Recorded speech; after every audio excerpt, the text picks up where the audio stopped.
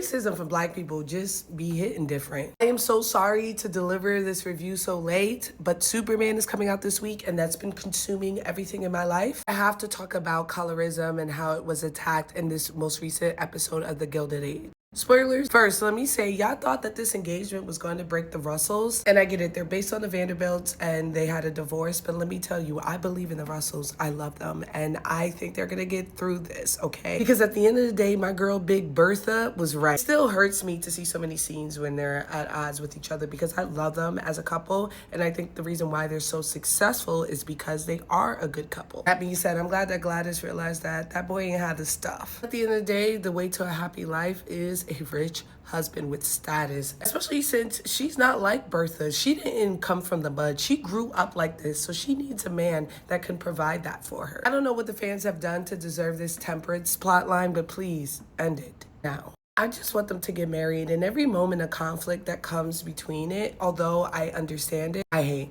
I'm sorry. That entire household, just get it out my sight for the time being. Because this is why I'm here. Not just because they're Black. Obviously, I love Black people. But this story is just genuinely compelling. Arthur Scott is going through a generational redemption arc. He got me thinking back at the reason why I hated him in the first 2 seasons. And honestly, I understand him, especially since he was a former slave and the rules of society overall. He is clocking T every sentence. And you know what? People want to believe in better. They want better for the world. He's experienced the world as it is, and he just wants the best for his daughter and his wife. Felicia Rashad is just grinding my gears. I'm an AKA, so I've met so many Felicias, especially being right on that line of brown skin and light skin. They try to use survival to excuse their colorism. And although the concerns of Felicia's character has been mirrored with Agnes and Bertha, it takes on a different meaning when you remember that Black people still don't have rights. There is a Black elite in New York, but we just saw